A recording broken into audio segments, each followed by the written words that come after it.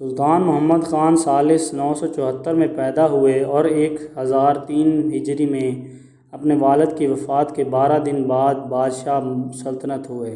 کیونکہ والد کی وفات کے وقت وہ مغنیسیہ میں مقیم تھے۔ ان کی والدہ اطالوی اصل تھیں جن کا نام صفیہ تھا۔ باوجود اس کے کہ دولت عثمانیہ میں ضعف الازملحال کے آثار نمایاں ہونا شروع ہو گئے تھے، صلیبیوں نے خلاف جہاد کا جھنڈا بدستور لہرایا تھا۔ کہا جاتا ہے کہ سلطان محمد ثالث نے محسوس کیا کہ سلطنت کی حربی پالیسی میں اس وجہ سے ضعف آ گیا ہے کہ سلاطین عیش و عشرت کو پسند کرنے لگے ہیں اور تن آسانی کے سبب وہ خود لشکروں کی قیادت نہیں کرتے، سو اس نے اپنی جنگی پالیسی تبدیل کی، خود باہر آنا شروع کر دیا اور اس حیثیت کو سنبھال لیا جس کو سلیم ثانی اور مراد ثالث نے چھوڑ دیا تھا۔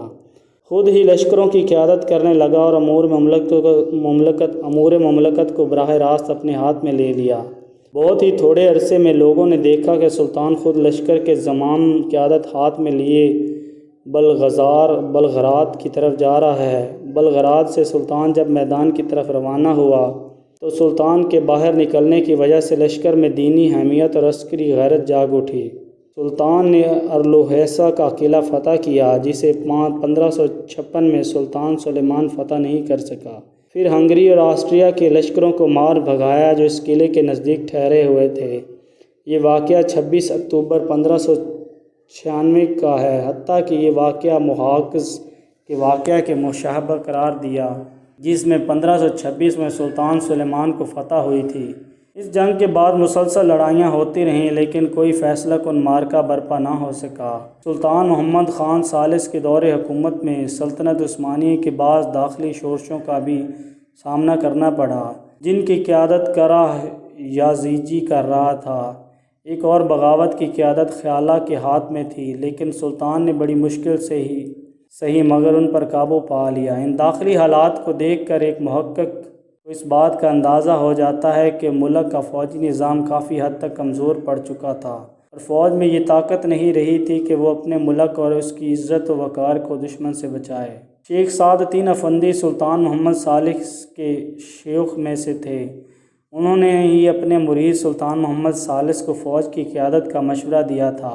انہوں نے کہا تھا، سلطان میں آپ کے ساتھ چلوں گا تاکہ میں اپنے آپ کو ان گناہوں سے پاک کر سکوں جن گناہوں کے ساتھ جنگ کی راہ میں جاؤں گا۔